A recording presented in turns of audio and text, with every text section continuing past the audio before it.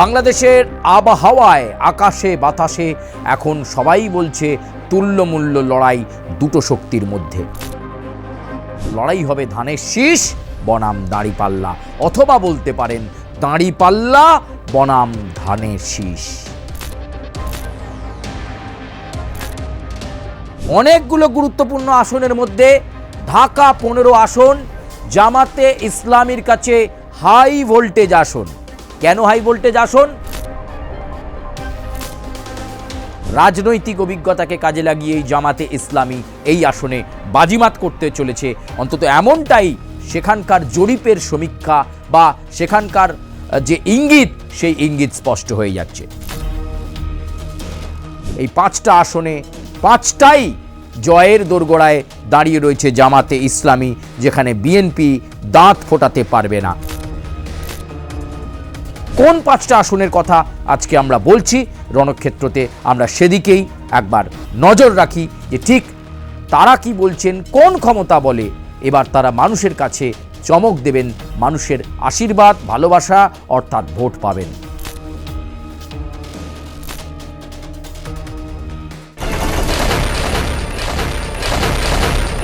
নমস্কার, আমি সুচারু আর আপনাদেরকে স্বাগত জানাই রণক্ষেত্রতে। আর আজকের রণক্ষেত্রে আমরা নজর রাখব যেদিকে, সেই দেশের নির্বাচন হতে বাকি আর মাত্র কয়েকটা দিন, বলা ভালো আর কয়েকটা ঘন্টা। ত্রয়োদশ জাতীয় সংসদ নির্বাচনের সম্মুখীন হতে চলেছে বাংলাদেশ। কি হবে বাংলাদেশে? এর আগে আমরা সমীক্ষায় নিখুঁত বিশ্লেষণে আপনাদের সামনে প্রতিবেদন তুলে ধরেছিলাম এই রণক্ষেত্রতে, কিন্তু আজকের রণক্ষেত্রতে এমন কিছু মানুষের কথা বলবো, এমন কিছু রাজনৈতিক ব্যক্তিত্বের কথা বলবো, এমন কিছু রাজনৈতিক ব্যক্তিত্ব যারা মোড় ঘুরিয়ে দেওয়ার সাক্ষী থাকতে পারে, এমন কিছু রাজনৈতিক ব্যক্তিত্ব যারা তাদের চলন বলন করাতে বাংলাদেশে ছাপ রেখে গেছে। সেই রাজনৈতিক ব্যক্তিত্বরা কোথায় দাঁড়িয়ে কিভাবে তারা তাদের দলকে টেনে নিয়ে যাবেন। বাংলাদেশে ত্রয়োদশ জাতীয় সংসদ নির্বাচন চিত্তাকর্ষক হতে চলেছে, এ কথা ইঙ্গিত আমরা আগেই দিয়েছি, কিন্তু আজকের প্রতিবেদন আমরা নজর রাখব কোন কোন নজর কাড়া কেন্দ্রে কোন কোন রাজনৈতিক ব্যক্তিত্ব এবার বিশেষ নজর কাড়বেন, কতটা প্রভাবিত করতে পারছেন সাংগঠনিক শক্তি নাকি মুখের জনপ্রিয়তা। বাংলাদেশের আবহাওয়ায় আকাশে বাতাসে এখন সবাই বলছে তুল্যমূল্য লড়াই দুটো শক্তির মধ্যে।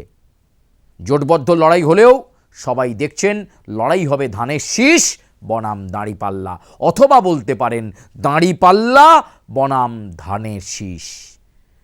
চমৎকার লড়াইয়ের সম্মুখীন জামাত বনাম বিএনপি অথবা বিএনপি বনাম জামাত। আর আজকের প্রতিবেদন রণক্ষেত্র পুরোটাই সেটা নিয়ে। আপনারা পুরো ভিডিওটা দেখবেন এবং অবশ্যই আপনাদের সুচিন্তিত মতামত জানাবেন। হাতে গোনা আর কয়েকটা দিন, আমরা বেশ কয়েকটি দিকে আজকে দিক নির্দেশ করব। প্রথমেই শুরুতেই বাংলাদেশের গুরুত্বপূর্ণ 5টা আসন এবং 5 জন গুরুত্বপূর্ণ প্রার্থী সেই আসনে রয়েছে। সেরা মনে করা হচ্ছে সেই সমস্ত ব্যক্তিত্বকে যারা, এই 5 জন ব্যক্তিত্ব যারা বাংলাদেশে আগামী দিনে গুরুত্বপূর্ণ দায়িত্বে আসতে পারেন এবং আগামী দিনে বাংলাদেশকে এগিয়ে নিয়ে যাওয়ার ক্ষেত্রে তারা গুরুত্বপূর্ণ ভূমিকা পালন করতে পারে বলে তাদের দল মনে করছে। চলুন তারা কারা এবং কোন 5টা আসনের কথা আজকে আমরা বলছি রণক্ষেত্রতে, আমরা সেদিকেই একবার নজর রাখি যে ঠিক তারা কি বলছেন, কোন ক্ষমতা বলে এবার তারা মানুষের কাছে চমক দেবেন, মানুষের আশীর্বাদ ভালোবাসা অর্থাৎ ভোট পাবেন। চলুন এই পর্বে, রণক্ষেত্রের এই পর্বে আজকে বাংলাদেশের 5টা গুরুত্বপূর্ণ আসনের দিকে চোখ রাখা যাক। প্রিয় দর্শক, চলুন আজকে চোখ রাখি আজকের প্রথম স্লাইডের দিকে আমরা চোখ রাখব, যেদিকে সেটা হচ্ছে পিরোজপুর 1 কেন্দ্র। এই পিরোজপুর 1 কেন্দ্র কিন্তু খুব একটা গুরুত্বপূর্ণ কেন্দ্র, যদিও সেখানে মিডিয়ার ক্যামেরা খুব একটা পৌঁছয় না। পিরোজপুর 1 কেন্দ্র একটু আন্ডার রেটেড, সেখানে সংবাদ মাধ্যমের ক্যামেরা খুব একটা পৌঁছয় না, ফলে খুব একটা হাইলাইটে আসে না। কিন্তু এই পিরোজপুর 1 কেন্দ্র জামাতে ইসলামীর গড় বলা যেতে পারে, ঘাঁটি বলা যেতে পারে। সেখানকে বিএনপি সেখানে দাঁড়াতেই পারবে না, এমনটাই কিন্তু জামাত মনে করছে। এবং শুধু তাই নয়, বিভিন্ন সংস্থা যারা সার্ভে করেছে তারা কিন্তু মনে পড়ছে যে এই পিরোজপুর ওয়ান কেন্দ্রটি জামাতের জন্য সবচেয়ে সিকিওর, জামাতের জন্য সবচেয়ে বেশি নিরাপদ আসন, যে আসন জামাত জিততে চলেছে।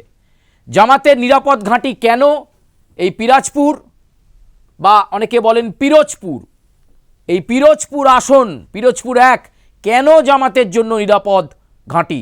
পিরোজপুর সদর, ইন্দুকানি আর নাজিরপুর, এই 3টে জায়গা নিয়ে গঠিত হয়েছে এই আসন। আপনাদেরকে আরও একবার বলি কি কি। পিরোজপুর সদর, ইন্দুকানি আর নাজিরপুর নিয়ে গঠিত হয়েছে বাংলাদেশের এই পিরোজপুর 1 কেন্দ্রটি। জামাতের এখানে প্রার্থী কে? জামাতের প্রার্থী মাসুদ সাঈদী।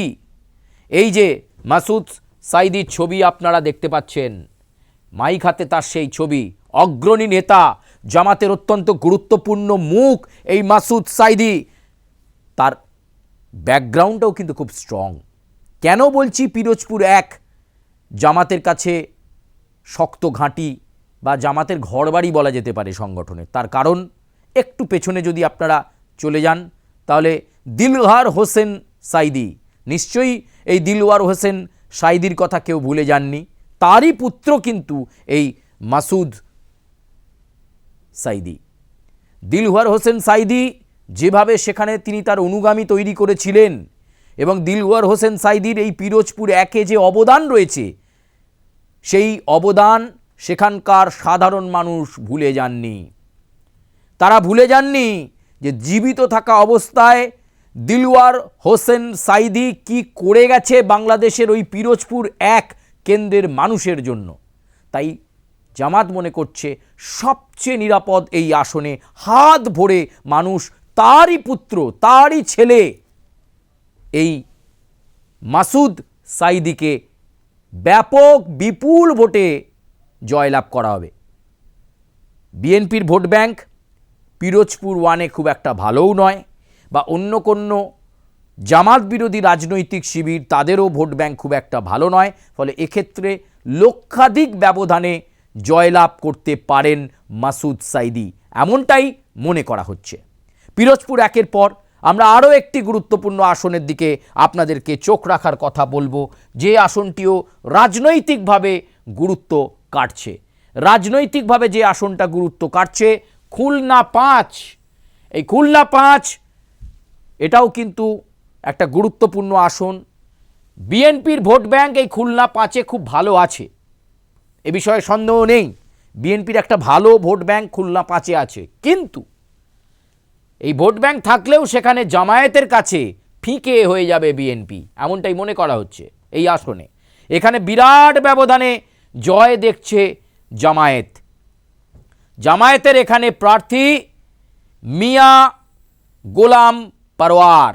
মিয়া গোলাম পারওয়ার জামাতের প্রার্থী তিনি। আর একবার আপনাদেরকে বলে দিই, মিয়া গোলাম পারওয়ার একেবারে সংগঠন করা লোক, জামাতে ইসলামীর অনেক পুরনো লোক, রাজনৈতিক জীবনে তার সাংগঠনিক অভিজ্ঞতা প্রচুর। এই মিয়া গোলাম পারওয়ারের যার ছবি আপনারা দেখতে পাচ্ছেন, মিয়া গোলাম পারওয়ার, তিনি কিন্তু জামাতের এবার খুলনা 5 আসনে প্রার্থী। দীর্ঘদিনের একজন সিনিয়র লিডার মিয়া গোলাম পারওয়ার। শুধু তাই নয়, 2001 সালে মিয়া গোলাম পারওয়ার সাংসদ নির্বাচিত হয়েছিলেন। ফলে তার অতীত অভিজ্ঞতা, অতীতে তার নির্বাচনে লড়ার অভিজ্ঞতা, সাংগঠনিক ক্ষমতা, এই সমস্ত কিছুকে সামনে রেখে, এবং মিয়া গোলাম পারওয়ার যখন খুলনা 5 আসনের জন্য প্রচারে যান, হাঁটেন, মনে হয় যেন তিনি বাড়ির দালানে হাঁটছেন, এতটাই তার প্রভাব সেখানে রয়েছে। এবং বিএনপি যারা সেখানে কর্মীরা রয়েছেন তারা খুব ভালোভাবে জানেন মিয়া গোলাম পারওয়ারকে পরাজিত করা তাদের কাছে ইম্পসিবল, অসম্ভব। তাই জামাত এই আসনটিও নিশ্চিত করছে নিজেদের জন্য, খুলনা 5 আসনটাও নিশ্চিত করছে জামাত নিজেদের জন্য, এ কথা বলা যেতে পারে। এবং আবার বলবো, এই মিয়া গোলাম পারওয়ার কিন্তু সেখানে একটা ফেস, এবং অবশ্যই তার প্রভাব, তার অবদান, রাজনৈতিক অভিজ্ঞতাকে কাজে লাগিয়ে এই জামাতে ইসলামী এই আসনে বাজিমাত করতে চলেছে। অন্তত এমনটাই সেখানকার জরিপের সমীক্ষা বা সেখানকার যে ইঙ্গিত, সেই ইঙ্গিত স্পষ্ট হয়ে যাচ্ছে। এরপর আমরা পরবর্তী স্লাইডের দিকে যাব, আবার পরবর্তী স্লাইড দেখব যে সেখানে কি হতে পারে এবং আমরা বোঝার চেষ্টা করব। প্রথম স্লাইড আমরা দেখেছিলাম, এবার পরবর্তী স্লাইড আমরা যাব যে আসনের ক্ষেত্রে, সেটা হচ্ছে ঢাকা 15। ঢাকা 15 আসনটি অত্যন্ত গুরুত্বপূর্ণ। ঢাকা বাংলাদেশের রাজধানী, এই রাজধানীকে অনেক আগে থেকেই জামাত নজর করেছে, কারণ একটা কথাতেই আছে ঢাকাতে অনেকগুলো গুরুত্বপূর্ণ আসন আছে। অনেকগুলো গুরুত্বপূর্ণ আসনের মধ্যে ঢাকা 15 আসন জামাতে ইসলামীর কাছে হাই ভোল্টেজ আসন। কেন হাই ভোল্টেজ আসন? কারণ এই কেন্দ্র থেকে জামাতে ইসলামের আমির, জামাতের শীর্ষ নেতা, যিনি এতদিন ধরে প্রচুর বিচক্ষণতা দেখিয়েছেন বিএনপির বিরুদ্ধে জোট তৈরি করতে, বিভিন্ন রাজনৈতিক শিবিরকে সম্মানজনক আসন ছেড়ে দিয়ে স্যাক্রিফাইস করতে, এবং সংঘবদ্ধভাবে কিভাবে বাংলাদেশের সরকার গঠন করা যায় তার জন্য পরিকল্পনা করতে জামাতে ইসলামের অগ্রগণ্য মুখ বিশিষ্ট চিকিৎসক ডক্টর শফিকুর রহমান এই ঢাকা 15 কেন্দ্রে তিনি প্রার্থী। ফলে সমস্ত নেতা, সমস্ত কর্মীর নজর ঢাকা 15 কেন্দ্রে। মনে করা হচ্ছে সাংগঠনিক শক্তির জোরে এই ঢাকা 15 আসনে বিএনপিকে গুঁড়িয়ে দিয়ে লক্ষাধিক ভোটে জয়লাভ করতে চলেছেন এই শফিকুর রহমান। অত্যন্ত বিচক্ষণ, ক্ষুরোদার বুদ্ধিধারী, নিজে একজন চিকিৎসক, এবং তিনি প্রচারে বারবার বলেছেন যে বাংলাদেশে স্বাস্থ্য ব্যবস্থা খুব একটা ভালো নয়, তিনি জানেন, এবং তিনি চেষ্টা করবেন বাংলাদেশের স্বাস্থ্য পরিকাঠামোটাকে আরও যাতে উন্নত মানের করা যায়, তুলে ধরা যায়। তিনি উদাহরণ হিসাবে ইবনে সিনা হাসপাতালের কথা বলেছেন, যে প্রাইভেট হাসপাতাল ইতিমধ্যেই বাংলাদেশের প্রচুর মানুষকে বিনে পয়সায় অথবা কম খরচে চিকিৎসা দিয়েছে। এই জামাতে আমিরের ঘনিষ্ঠ এই হাসপাতালটি। এরকমই যদি আরও কয়েকটি হাসপাতাল তৈরি হয়, তাহলে দেশের মানুষকে দেশ ছেড়ে ভারতবর্ষে এসে চিকিৎসা করাতে হয় না। ফলে এই জায়গাটায় শফিকুর রহমান কিন্তু মানুষের সঙ্গে অ্যাটাচ করার চেষ্টা করেছেন স্বাস্থ্যের ক্ষেত্রে, এবং অবশ্যই যে কথা তিনি বলেছেন সেটা হচ্ছে দুর্নীতিমুক্ত সরকার হবে জামাতে ইসলামের নেতৃত্বে। এই কথাটাই অত্যন্ত গুরুত্বপূর্ণ বলেছেন শফিকুর। নিজে অন্যান্য প্রার্থীর হয়ে প্রচারে যাচ্ছেন, অথচ ঢাকা 15 আসনে পাখির মতো নজর রয়েছে তার এবং তার দলের, এবং দলের শীর্ষ নেতারা মনে করছে ঢাকা 15 আসন থেকে শফিকুর রহমানের জয়লাভ শুধু সময়ের অপেক্ষা। এখানকে বিএনপিকে তারা গুঁড়িয়ে দেবে এই আসনে, এমনটাই কিন্তু মনে করা হচ্ছে। তাদের দলের গোপন যে সাংগঠনিক রিপোর্ট, সেই রিপোর্টেও উল্লেখ করা হয়েছে নিশ্চিত আসনগুলোর মধ্যে ঢাকা 15 আসন জামাতে ইসলামীর জন্য অত্যন্ত নিশ্চিতকর একটি আসন। চলুন আমরা পরবর্তী স্লাইডে যাই। আজকের পরবর্তী স্লাইড আমরা দেখব চট্টগ্রাম 15। চট্টগ্রাম 15 আসন, চট্টগ্রামের পুরুলিয়া, লোহাপাড়া, সাতকানিয়া, 3টে জায়গার নাম বললাম। পুরুলিয়া, লোহাপাড়া, সাতকানিয়া নিয়ে গঠিত এই চট্টগ্রাম 15। চট্টগ্রামের অনেক ইতিহাস আছে, আপনারা জানেন নিশ্চয়ই। সেই চট্টগ্রাম অস্ত্রাগার লুণ্ঠনের গল্পও আপনারা অনেকে শুনেছেন। একটা ঐতিহাসিক সমৃদ্ধ জায়গা এই চট্টগ্রাম। সেই চট্টগ্রাম 15-র মতো ভাইটাল আসন, সেই আসনে জামাতের প্রার্থী করা হয়েছে শাহজাহান চৌধুরীকে। এই শাহজাহান চৌধুরীও কিন্তু জামাতের অত্যন্ত পুরনো একজন নেতা, এবং তার সাংগঠনিক ক্ষমতা ভালো রয়েছে। 1991 সালে আওয়ামী লীগের প্রার্থীকে হারিয়ে দিয়েছিলেন তিনি। 91 সালে আওয়ামী লীগের প্রার্থীকে পরাজিত করেছিলেন তিনি। 1991 সালে জিতেছিলেন শাহজাহান চৌধুরী। লড়াকু এই নেতা, তাকে চট্টগ্রাম 15 কেন্দ্রে প্রার্থী করেছে জামাতে ইসলামী। এবং শাহজাহান চৌধুরীর বক্তব্য বিভিন্ন সময় নানা বিতর্ক তৈরি করেছে, তবে বিতর্কের ঊর্ধ্বে উঠে তিনি একজন দলের সৈনিক এবং তিনি এবং তার দল মনে করছে চট্টগ্রাম 15 আসন এবার জয় নিশ্চিত করবে জামাতে ইসলামী। বিএনপির এখানে ভালো ভোট ব্যাংক আছে, সেই ভোট ব্যাংকের সঙ্গে একটা হাড্ডাহাড্ডি টক্কর অবশ্যই হবে। এই কেন্দ্রে চট্টগ্রাম 15 কেন্দ্রে একটা চিত্তাকর্ষক লড়াই দেখা যাবে বলে মনে করছে জামাতে ইসলামী অর্থাৎ জামাত। চলুন পরবর্তী আমরা আরও একটি কেন্দ্র সেই দিকে চলে যাই এবং কুমিল্লা 11 আজকের আলোকপাতে 5টি আসনের মধ্যে 5মতম আসন কুমিল্লা 11 আসন। এই কুমিল্লা 11 আসন অত্যন্ত গুরুত্বপূর্ণ এবং একটা সময় প্রেক্ষাপটে যদি দেখা যায় এটি একটি রাজনৈতিক দলের শক্ত ঘাঁটি ছিল, একেবারে শক্ত ঘাঁটি। আমরা একটু ডিটেল ইন্টেন্সিফাইড ইনফরমেশনে গেলেই আপনারা বুঝে যাবেন যে কুমিল্লা 11 এই কুমিল্লা 11 কোন রাজনৈতিক দলের শক্ত ঘাঁটি ছিল। চলুন 14 গ্রামের নাম শুনলে মনে পড়ত আওয়ামী লীগের রেলমন্ত্রী মুজিবুল হকের কথা। কুমিল্লা 11 মানেই 14 গ্রামের নাম, আর সেখানে মনে পড়বে আওয়ামী লীগের রেলমন্ত্রী, অর্থাৎ আওয়ামী লীগের রেলমন্ত্রী কিন্তু এই কেন্দ্র থেকে নির্বাচিত হতেন, এই মুজিবুল হক। এখন সেটা অতীত, কিন্তু মুজিবুল হক অর্থাৎ এখানে আওয়ামী লীগের একটা স্ট্রং ভোট ব্যাংক ছিল। আমরা আগেই দেখিয়েছি আওয়ামী লীগের ভোট শতাংশ কার দিকে কতটা যেতে পারে, ফলে এখানে আওয়ামী লীগের ভোটটা ঠিক কোন দিকে যাচ্ছে সেটা দেখার।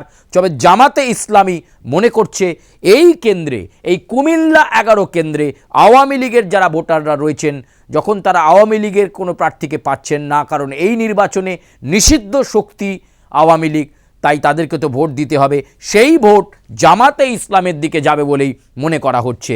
অর্থাৎ মুজিবুল হকের এই যে কেন্দ্র একটা সময় আওয়ামী লীগের শক্ত ঘাঁটি ছিল, সেখানে বর্তমানে জামাতে ইসলামের শক্ত ঘাঁটি রয়েছে এবং সৈয়দ আব্দুল মোহাম্মদ তাহের, সৈয়দ আব্দুল মোহাম্মদ তাহের আপনারা দেখতে পাচ্ছেন তার ছবি, সৈয়দ আব্দুল মোহাম্মদ তাহেরের ছবি দেখতে পাচ্ছেন। সৈয়দ আব্দুল মোহাম্মদ তাহের অত্যন্ত শিক্ষিত বিচক্ষণ মানুষ এবং সৈয়দ আব্দুল মোহাম্মদ তাহের তার রাজনৈতিক অভিজ্ঞতাকে সঙ্গী করে মনে করছে জামাতে ইসলামী যে কুমিল্লা 11 আসনে জয় শুধু সময়ের অপেক্ষা। অর্থাৎ আজকে যে 5টা আসন আপনাদের সামনে রণক্ষেত্রতে বিশ্লেষণ করলাম, সেখানে কোথাও বিএনপির জয়লাভ করার মতো জায়গা নেই। আমরা প্রত্যেক দিন এই কদিনের মধ্যে আপনাদের কাছে গুরুত্বপূর্ণ আসনগুলো শেষ সময় তুলে ধরার চেষ্টা করব। আজকের যদি ব্যাখ্যা দেখেন তাহলে এক্ষেত্রে কিন্তু যেটা আমরা স্পষ্টভাবে আজকে স্পষ্ট হতে পারছি, যে 5টা আসন আপনাদের কাছে আমরা দেখালাম, এই 5টা আসনে 5টাই জয়ের দোরগোড়ায় দাঁড়িয়ে রয়েছে জামাতে ইসলামী, যেখানে বিএনপি দাঁত ফোটাতে পারবে না, এমন একটা পরিস্থিতি এই মুহূর্তে বাংলাদেশে কিন্তু তৈরি হয়েছে। ধারে ভারে জামাতে ইসলামী এগিয়ে, যদিও বলবো 300 আসন বিশিষ্ট বাংলাদেশের জাতীয় সংসদ, ফলে সেখানে যে কোনো সময় যা কিছু হতে পারে। তবে জামাতে ইসলামে প্রথম শক্তি এবং তারপরেই কিন্তু বিএনপি দ্বিতীয় শক্তি হিসাবে অবস্থান করছে। লড়াই খুব সূক্ষ্ম বিশ্লেষণে হবে, ভোটাধিকার মানুষ প্রয়োগ করতে পারলে কতটা চিত্তাকর্ষক ভোট হচ্ছে সেটার দিকে নজর থাকবে। তবে আজকের রণক্ষেত্রে যে 5টা আসন আপনারা দেখলেন তার প্রত্যেকটিতেই কিন্তু এগিয়ে রয়েছে বিএনপির থেকে, জয়লাভের দোরগোড়ার দিকেই রয়েছে এই 5 প্রভাবশালী প্রার্থী, যারা তাদের সাংগঠনিক অভিজ্ঞতা, কখনো মন্ত্রী থেকেছেন, কখনো সাংসদ থেকেছেন, কখনো জামাতের সংগঠনের বড় দায়িত্বে থেকেছেন, তারা কিন্তু এবার জয়লাভের দোরগোড়াতেই নিশ্চিতকর আসন থেকেই প্রতিদ্বন্দ্বিতা করছেন। প্রিয় দর্শক, আজকের মতো রণক্ষেত্র এ পর্যন্তই। আপনাদের সঙ্গে আবার দেখা হবে রণক্ষেত্র নিয়ে এবং আগামী কয়েকদিনের প্রতিবেদনে রণক্ষেত্রতে আমরা বাংলাদেশের বিশেষ পর্ব অবশ্যই রাখার চেষ্টা করব, যেমনটা আপনারা আজকে দেখতে পেলেন। ধন্যবাদ।